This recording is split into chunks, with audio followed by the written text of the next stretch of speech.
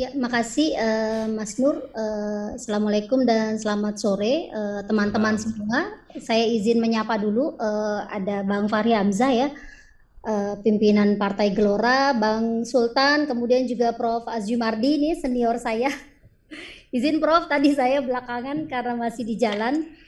Eh, saya mengamini ya apa yang tadi sudah disampaikan oleh para pembicara sebelumnya gitu. Jadi enaknya kedapatan sesi terakhir ini tinggal menambahkan gitu ya sedikit saja. Nah, tetapi menurut saya betul ya, kalau kita sebelum kita bicara soal apakah kita perlu memperkuat DPD, kita perlu melihat lagi sebenarnya bagaimana konteks apa namanya kemunculan gitu ya DPD di Indonesia dan semangat apa yang sebenarnya dibawa ketika kemudian konsensus politik pada saat proses amandemen Undang-Undang Dasar 45 menyepakati adanya apa namanya second chamber gitu ya di dalam lembaga legislatif kita. Betul bahwa yang tadi disampaikan oleh Bang Fahri ya bahwa DPD lahir sebagai buah dari reformasi politik gitu ya, dan kalau melihat dari pengalaman praktik di negara-negara lain ada konteks historis yang juga tidak bisa dilepaskan gitu.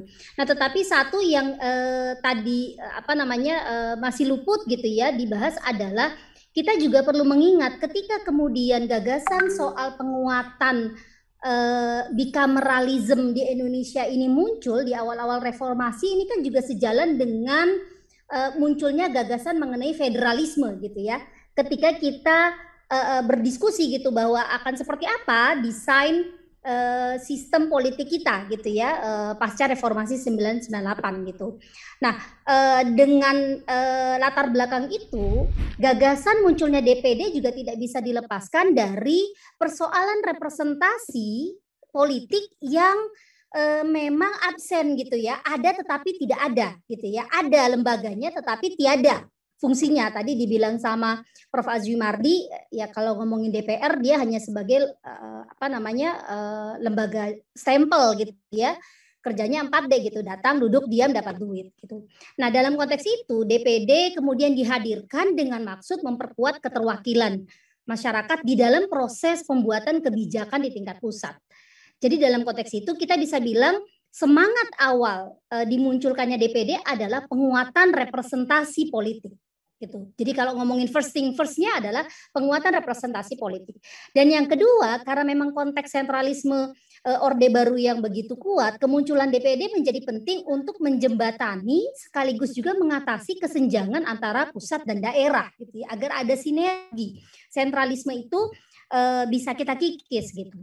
Nah, tetapi dalam perkembangannya kemudian gagasan federalisme akhirnya menguap gitu ya. Orang akhirnya sepakat bahwa kita tetap mempertahankan negara kesatuan Republik Indonesia, tetapi kita mempraktekkan desentralisasi politik yang lebih kuat gitu ya, di mana daerah punya kewenangan yang besar gitu untuk memilih pemimpinnya sendiri. Apalagi kemudian ada pemilihan kepala daerah langsung gitu ya. Nah, pada akhirnya kemudian ini memunculkan problema mengenai kehadiran DPD. Kalau kita bicara dalam konteks kepatutan sistem ya, keberadaan DPD dan kepatutan sistem yang ada di Indonesia ini memang nggak inline gitu. DPD yang berangkat dari semangat apa namanya memperkuat representasi daerah gitu ya, dan biasanya cocok diterapkan di negara-negara federal, dia harus dipaksakan masuk di dalam negara kesatuan. Padahal kalau kita lihat desain negara kesatuan kan sebenarnya tidak butuh second chamber gitu. Di negara kesatuan biasanya hanya satu chamber saja.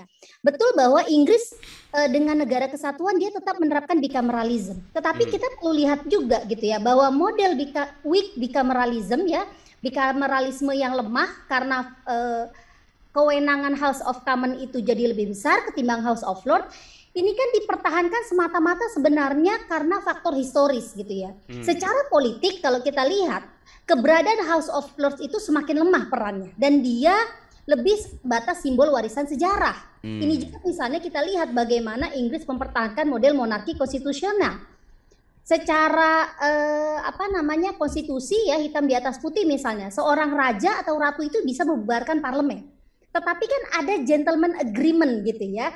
Ada kesepakatan tidak tertulis bahwa itu tidak akan dilakukan gitu ya oleh raja atau ratu gitu. Tetapi keberadaan monarki dia dipertahankan sebagai warisan sejarah. House of Lords juga sama gitu konteksnya. Nah, kalau kita bicara bagaimana kemudian model bicameralisme yang ideal, kalau kita mau menerapkan strong bicameralism gitu ya, mau menerapkan representasi politik yang seimbang antara pusat dan daerah, ya memang arahnya adalah model bicameralisme yang ada di Amerika Serikat gitu ya, di mana negara bagian dan negara federal itu sama-sama kuat. Gitu. Tetapi kan ada implikasi politiknya bahwa penguatan second chamber perlu kemudian disesuaikan gitu ya dengan perubahan sistem yang tadinya negara kesatuan menjadi negara federal. Nah, pertanyaannya kemudian adalah apakah kita siap gitu ya membangun kembali atau mendiskusikan kembali soal gagasan federalisme di Indonesia. Gitu. Jadi kalau secara teori katakan tadi bahwa DPD itu tidak cocok buat negara kesatuan, berarti DPD yang saat ini bisa dibubarkan dong, Huria? Nah, pilihannya kan kemudian begini. Okay. Kalau kita mau memperkuat ya ide soal penguatan DPD, ada dua menurut saya yang bisa kita diskusikan. Apakah kita mau memperkuat representasi politik yang dimainkan oleh DPD, atau sebenarnya ya yang ingin dilakukan adalah memperkuat kewenangan DPD yang tadi ya, DPD punya lebih banyak peran gitu. Nah, kalau kita lihat lagi dalam konteks persoalan Indonesia hari ini, termasuk juga refleksi dan evaluasi atas peran DPD sepanjang dia terbentuk sampai sekarang gitu ya, harus kita akui ada gap antara penguatan kelembagaan DPD di satu sisi dengan aktual representativeness DPD. Kan kalau kita lihat sepanjang sejarahnya sebenarnya upaya penguatan DPD itu sudah mulai dilakukan. DPD salah satunya misalnya sudah punya kantor gitu ya. Kan keberadaan kantor-kantor DPD di daerah itu awalnya adalah karena itu tadi ya, ingin lebih memperkuat representasi. Ada keterhubungan yang lebih baik antara masyarakat yang diwakili dengan DPD sebagai perwakilan politiknya. Nah, tetapi ya sejauh mana DPD kemudian bisa memenuhi ekspektasi soal penguatan keterwakilan masyarakat daerah dan sekaligus juga sebenarnya menjembatani antara pusat dan daerah, ini yang masih menjadi pertanyaan gitu. Yang tadi dibilang sama para pembicara sebelumnya, DPD yang masih seperti lembaga yang setengah ada setengah tiada gitu ya. Dan ini menurut saya bukan semata-mata karena peran DPD yang terbatas. Betul bahwa ada peran yang terbatas gitu ya. Karena desain bicameralisme kita memang masih menganut model bicameralisme lemah gitu ya. Tetapi kalau secara esensi ya bicara tentang representasi politik, saya harus bilang bahwa DPD kita juga masih lemah memainkan fungsi representasi ini. Nah, karena itu yang bisa dilakukan dan perlu dilakukan menurut saya adalah bagaimana kemudian kita melihat persoalan DPD ini sebagai bagian dari persoalan demokrasi kita yang lebih luas gitu ya. Yaitu apa? Ada problem di mana demokrasi semakin kehilangan esensinya, Mas Nur. Ya, ketika bicara soal bagaimana mengembalikan esensi demokrasi, tiga menurut saya yang penting. Pertama adalah memastikan adanya kontrol publik atas urusan-urusan publik. Nah, PR-nya adalah bagaimana ini bisa dijalankan oleh DPD. Gitu ya. Yang kedua adalah bagaimana institusi-institusi politik bisa merepresentasikan kepentingan publik. Lagi-lagi ini menjadi pertanyaan. Ya, apakah ini bisa dijalankan oleh DPD dan bagaimana kemudian ini bisa dijalankan oleh DPD. Dan yang ketiga, ini berkaitan dengan warisan masalah warisan Orde Baru ya. Persoalan yang muncul sebagai warisan Orde Baru adalah bagaimana memfungsikan institusi-institusi politik. Ya, reformasi politik sepanjang 98 sampai sekarang ini kan sebenarnya tidak banyak membongkar desain kelembagaan warisan Orde Baru. Kita punya lembaga-lembaga warisan Orde Baru, misalnya salah satunya adalah MPR gitu ya. Kita memperkuat bahkan membangun institusi-institusi baru yang kita harapkan bisa memperbaiki persoalan representasi, tetapi akhirnya desain kelembagaan kita tuh jadi campur aduk gitu loh. Nggak jelas kita tuh sebenarnya mau mengadopsi yang mana. Nah, apa dampaknya? ada dua. Yang pertama adalah dysfunctional institution, ada institusi tetapi dia menjadi disfungsi gitu ya. Kita bisa lihat misalnya salah satunya adalah MPR gitu.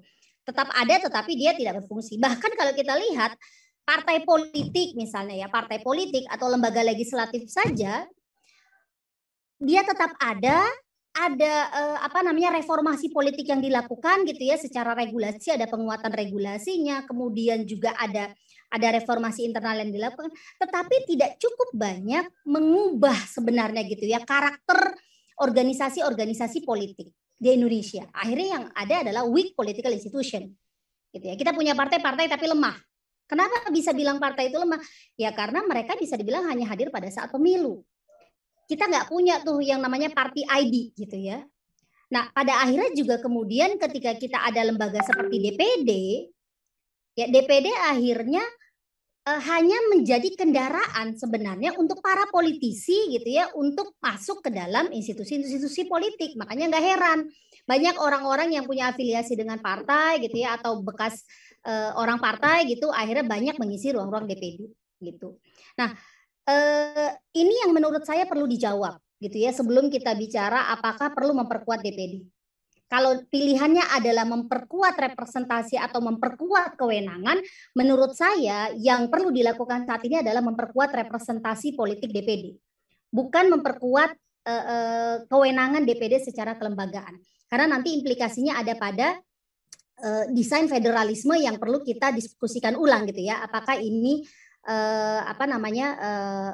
layak gitu ya kita terapkan demi untuk memperkuat DPD secara kelembagaan.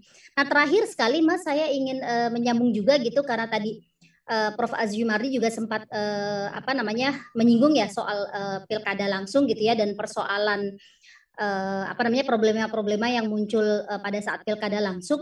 Menurut saya ini dari perspektif politik gitu ya kita juga perlu lebih berhati-hati sebenarnya melihat hubungan antara sebab akibat gitu ya. Bahwa kemudian praktik demokrasi kita, praktik pilkada langsung kita gitu ya atau bahkan praktik representasi politik kita tidak ideal, ada banyak ekses-ekses politik tetapi bukan berarti itu disebabkan oleh pilihan politik yang kita ambil gitu ya. Kalau kita bilang pilkada langsung atau pemilihan langsung menyebabkan money politik semakin meningkat, menyebabkan munculnya oligark dan lain sebagainya. Kenapa pertanyaannya kemudian di negara-negara yang menerapkan sistem serupa itu belum tentu muncul gitu ya. Jadi kalau saya melihat justru yang terjadi adalah bagaimana kemudian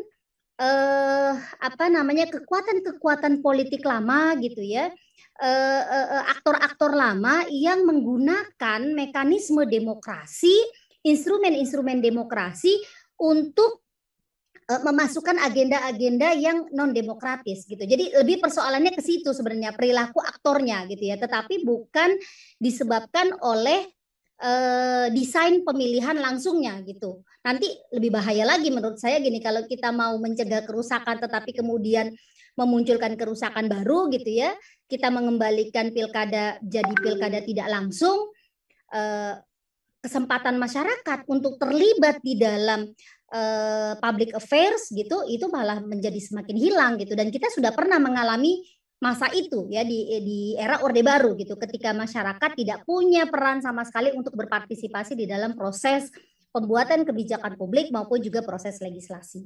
Demikian mungkin yang bisa saya tambahkan. Terima kasih Mas Nur.